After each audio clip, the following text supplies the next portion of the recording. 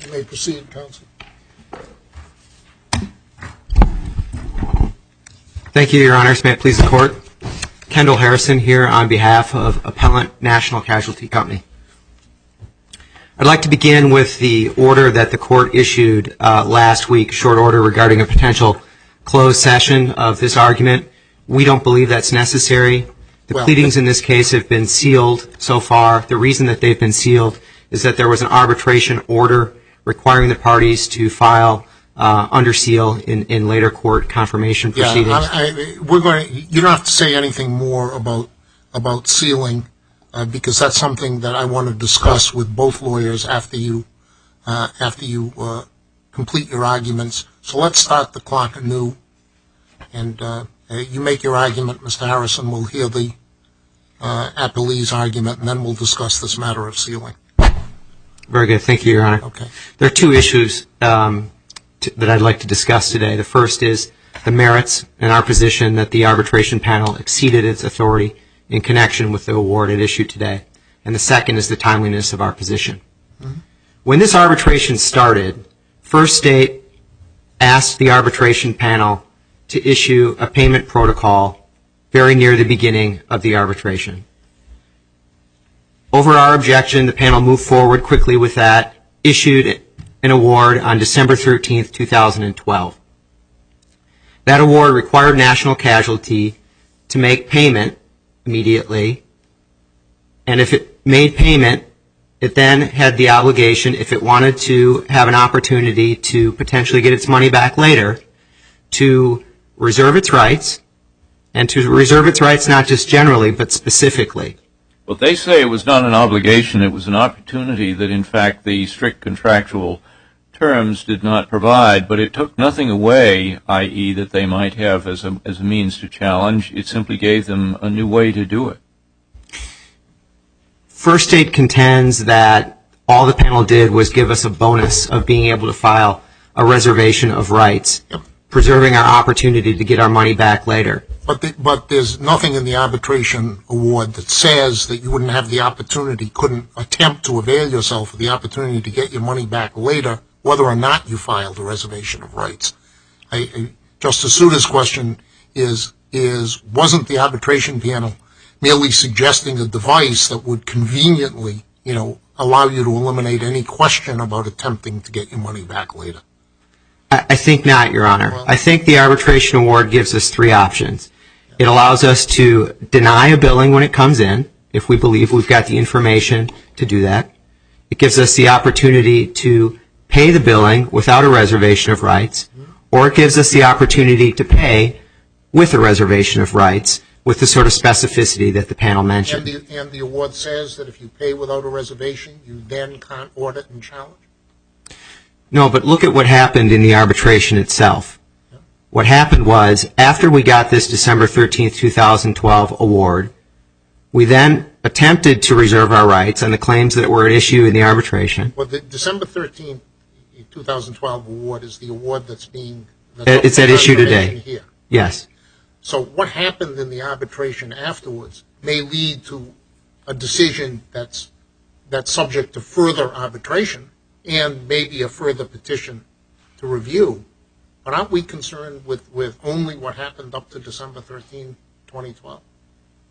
I think the award that's in front of the court today is the December 13, 2012 award. Yeah. But no, I think you need to look at what happened afterwards to understand the meaning of that order. Doesn't that extend to looking to what is happening in this courtroom? And your brother on the other side is saying, no, you have the fourth option that you, in effect, claim you don't have.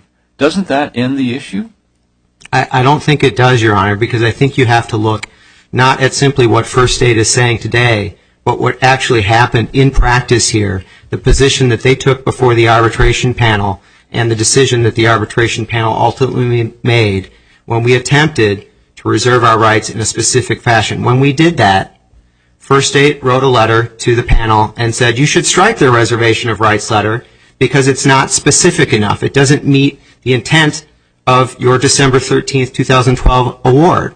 And the panel agreed with them that it did not, and it said to us, those claims are closed.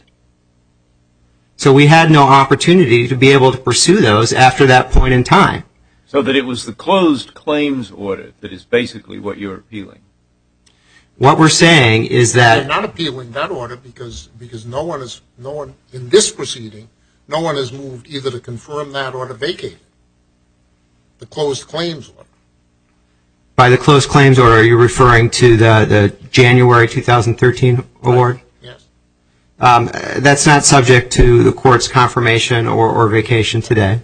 But what I'm suggesting to you is that what this order does in practice is it requires us to meet a standard that effectively writes our inspection and access rights out of the contract altogether, because it requires us to be specific in a reservation of rights before a point in time where we've had the opportunity to exercise our access rights. And so what will happen in the future, we believe, is that we will get a response from First State like the one that we got in the arbitration that says your reservation of rights is not specific enough, it doesn't meet the panel's December 2012 award. You can come and audit, but you've got no right to be able to get your money back at a later point in time. Then where does that leave us? That leaves us with the opportunity of perhaps either accepting what First State has said or saying, no, we disagree with you, we're going to file a new arbitration. Then when we file the new arbitration, the first thing that's going to come out of First State's arguments is going to be you did not meet the panel's specificity requirement with your reservation of rights, and therefore you're out of luck. That is something that goes well beyond the underlying contracts. There's nothing in the underlying contracts that conditions our reservation, our ability to inspect and access the records on a specific reservation of rights requirement. And the panel... What about the honorable engagement clause? These contracts have an honorable engagement clause. Yeah. The parties are both bound by those. Yeah. And that is why... But that clause gives considerable latitude to the arbitrators and in effect gives them... directs them to treat the arbitration not as an honorable engagement, not as a purely legal obligation, and gives them the ability to refrain from applying the usual legal principles. Courts seem to have interpreted that as saying that arbitrators operating under that kind of honorable engagement clause in effect have powers like the powers of the chancery courts. They have equity powers, and there is very little question in my mind that faced with a payment protocol dispute like this one, that a court of equity could devise a procedure similar to the procedure that was devised here. Our concern is that when we get to the next arbitration, we are going to be faced with a situation where, although we argue that First State has a duty of ultimate good faith and that controls, we're going to be faced with a situation where we're going to have to explain to that arbitration panel why the reservation of rights that we wrote at the point in time at which we paid the billing was specific and did meet the panel's December 2012 award. As Justice Souter says, you now have a concession from your adversary that you have a right to, that the reservation of rights isn't necessary to your right to review. And if that concession were, say, memorialized in an opinion of this court, you would be, the jeopardy that you think you're in wouldn't materialize. Well, certainly... You would simply be able to say, here, this is what the court says. The court says the reservation of rights isn't the only way we can go. It would certainly be helpful if the panel were to issue an opinion in this case that memorialized that. If the panel rules against us, we'd ask that they clarify their thoughts on that. But I think we're still left with the situation where, in the absence of something like that, we are facing the actions of First State in the arbitration as being the best evidence of what will happen in the future. We are concerned that what happened in the past will happen again over and over. Counsel, tell me why this is an oversimplified view of what's at stake here. It seemed to me that the initial dispute was about really how quickly payment has to be made by your client in light of the submission of these claims by your insured. And the arbitrators took the view that in light of the standards that apply in reinsurance, timely payment had to be made. Now, if in the future you have reason to question that, you have the right to audit, to demand repayment, and if there's an ongoing dispute, you can go to arbitration to resolve that. So the notion that you will ultimately be without a way of recovering payments that you think were improperly made is simply not what's at stake here. What we're really talking about is how promptly your client has to pay, and that's really what the arbitrators were talking about. Why is that a too simple a view of what's really going on here, if it is? Your Honor, I see that my time is about to expire, if I may Please, answer and if you would, conclude. please. Thank you. The reason that's an oversimplification of what happened is the reservation of rights requirement that's in here. There is no question that there has to be some meaning ascribed to the reservation of rights requirement in the December 2012 award. You are correct that the ultimate discussion between the parties had to do with the timeliness of payments, but it also had to do with our right to inspect when we get an opportunity to review the records. The effect of the December 2012 award is to condition our access to those records on a reservation of rights requirement that we simply cannot meet based on the information that's being presented to us with the reinsurance reports and the proofs of loss. Thank you. Thank you. We'll hear from the appellee.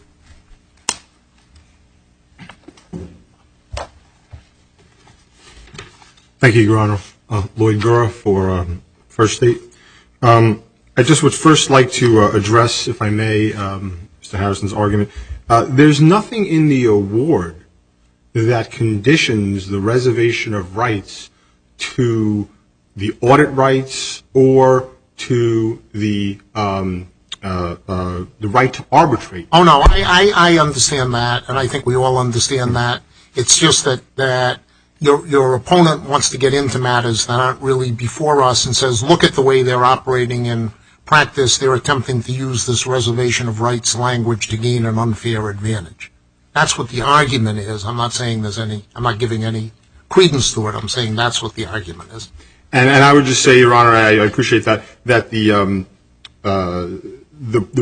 point of the award, and I'll address the merits first and then I'll go to the timeliness issue second, just because that was what was discussed, is that the panel was asked only to interpret the contract for purposes of three things. One was what triggers payment under the contract, because that was an issue. We argued we weren't getting paid in a timely fashion, and so under the award we wanted to know what triggered payment. That was number one that we asked the panel to interpret the contract and decide. Number two was, did the access to records clause in the contract, was that a precondition to payment? Because there's an access to records clause and a loss settlements clause, payment clause, and we want to know what was the interplay between the two. The panel decided that and said, it's not a precondition, but you have your right to access information at all reasonable times. The third thing we asked the panel to decide was whether or not the access to records clause prevented or enabled National Casualty to access privileged documents. And the panel decided that as well. The other issues that counsel's making were not even before the panel to address. That's why the award, they're trying to interpret it to mean something or to go beyond what was even asked of it or what it resolved. Let me ask you this. Several of us have referred to your own statement and your own brief as to how you think the scheme ought to operate, which gives them what has been called here the fourth option. Would you be satisfied with an opinion from this court which simply memorialized that concession? Well, I don't think it's a concession, Your Honor. I mean, it actually says it in there is an. I don't think you're giving. Frankly, I'll be candid with you. I don't think you're giving anything away that isn't there either. But would you be satisfied with an opinion that says that? Yeah, I mean, it says there's an award after that. Again, that's not what it's before this, where the panel specifically says you can arbitrate, you can access the records. There's a specific award that addresses that. There's in the record that's before Your Honor, there were discussions about this award where the panel brought up the honorable engagement clause and said if there's something came up later on that they learned, would they in any way would you first state deny them the right to arbitrate or access records? And we said, of course not, because that wasn't even before the panel. They're making issues that the panel wasn't addressing. So it doesn't encompass all of these things because it wasn't before the panel to even decide at that time. So it's kind of awkward to say, but the panel's actually addressed those things already in subsequent awards that aren't even before the court. Counsel, I guess out of curiosity, I mean, they say that's all well and good. Yeah, we demand repayment. It's not forthcoming. We go to arbitration, only to then be confronted with the argument that, well, your initial reservation of rights did not meet the standard of specificity the arbitrators had in mind. And I gather their concern is, and because of that, you are not entitled to repayment. Is there any basis for that concern? There's no basis for that concern because the award itself doesn't say that. There's nothing in the award, and by the way, there's nothing in the contract that talks about the right to recoupment. The only right you have to potentially recoup any monies that you may have paid is the right to file an arbitration if you paid and you think you paid improperly, to file arbitration, win the arbitration to potentially get that money back. That same right exists now because the panel didn't address it at all. There's nothing in the payment, the decision that the panel made, what triggers payment, had nothing to do with whether or not they could arbitrate or recoup their money back. There's nothing in the first provision of the award that even mentions the right to arbitrate or the right to recoupment. So their concern is made up, and the panel didn't address it because it wasn't at issue. And there's nothing now still at issue. In other words, the panel's award didn't infringe on that right whatsoever because it didn't even mention it. So they had, I'm sorry, just. No, finish.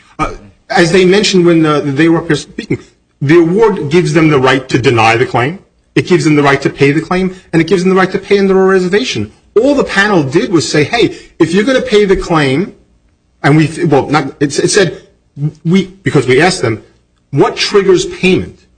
And it explained what triggers payment, and it required that we give certain documents to them to trigger their payment obligation.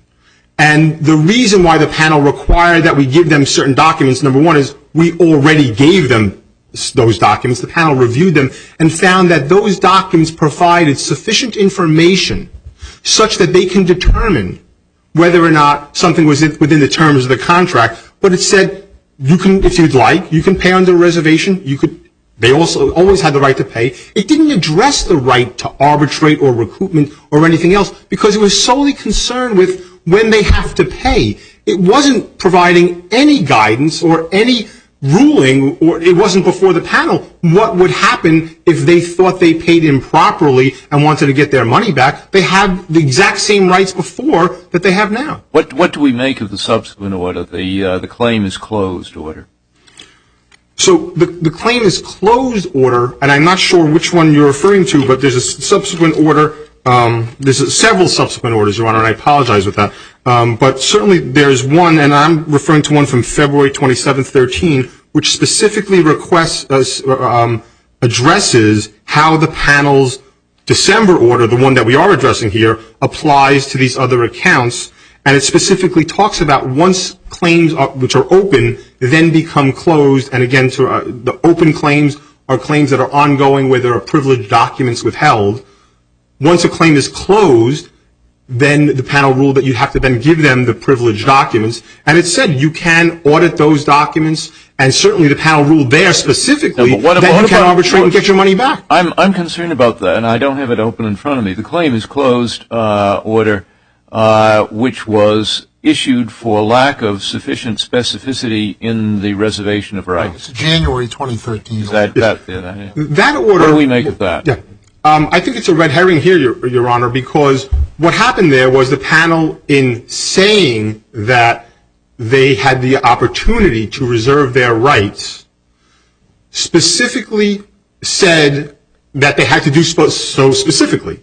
They reserved their rights, and the panel ordered that we had to provide them with specific information such that they could intelligently reserve their rights. We gave them that information, and then they issued a reservation of rights that was very general and not specific. So the panel said, you didn't meet the specific requirements that we set out for you to reserve your rights, and there was briefing on that. There wasn't a... Wouldn't you read the claims closed language as precluding any further attempt to, in effect, to claim an improper payment that could go to arbitration? No, and the panel specifically didn't read that either. In the record, there was discussion about that afterwards, where the panel, and I think I referenced that a little earlier, where the panel asked me questions about, well, what would happen if later on, and let me just take one step back, I apologize. This was about interpreting the contract. This decision didn't resolve the merits of the individual claims. That's very important. The panel wasn't ruling on the merits here and specifically said so, so they gave them the right, and they specifically asked us, said, hey, since we haven't ruled on the merits, we're just deciding payment protocol terms and things like that, you would give them the right to, for example, file an arbitration and get their money back. What does it mean to say a claim is closed? What does that mean? Well, I don't think that, I'm not sure if the panel used that term, claim closed, with respect to the reservation of rights order. I thought that maybe when I read it, I think they did use that language, but when I read it, I thought the claim was closed meant that the arbitration claim made before the panel was closed, not necessarily that all future action with respect to the item of loss was closed. That's exactly right, because the claim was closed here because the question was whether or not we're going to address whether they've raised a substantive issue for this panel, that panel, to decide in that arbitration. The answer was no. They specifically said later on that, hey, if you do raise an issue, you didn't waive your right to arbitrate, and that's in the record. Right. Thank you, counsel. Thank you both. We've probably learned more about reinsurance than any intelligent judge would want to know. Let me, on behalf of the panel, just ask both of you a question with respect to sealing. I understand the records in this case are sealed, but I question why they're sealed. I understand that proceedings before the arbitrator were sealed, but that's a private proceeding between private parties. This court is, to state the obvious, a public body, and we don't seal proceedings unless there's some good reason in the public interest why proceedings here should be sealed. Is there any real reason why the briefs in this case have to be sealed, or the decision that's forthcoming has to be sealed? If I may, Your Honor, just make one correction, because I think it's important to the court. As the court may recall, this matter started out in the Southern District of New York. Right. And there was a motion to confirm and a motion to vacate file. Right. Yeah. In those documents are not sealed because the court in the Southern District ruled that we're not accepting it under seal. Yeah. When the proceeding was then transferred to the District Court of Massachusetts, that court let it remain under seal. So anything that was filed subsequent to that is under seal. Okay. Those documents were a matter of public record. So, and to answer your specific question, yeah. The reason why we sought initially when we moved to confirm... I don't care about when you sought initially. Is there any reason why the briefs and opinion in this case, in this court, have to be under seal? Your Honor, other than the fact that the arbitration panel ordered that it be kept under seal, we can't think that we have nothing to say on that. All right. What about the appellant, Mr. Harrison? The answer to your question is no. We believe that Now versus McKee and the presumption of public access would dictate that these be unsealed. We agree. I will direct the clerk to remove the seal that currently precludes public access to the briefs, and our decision when it issues will be similarly open, available, and hopefully correct. Thank you very much. All rise, please. This session of the Honorable United States Court of Appeals is now recessed until the April session. God save the United States of America and this honorable court.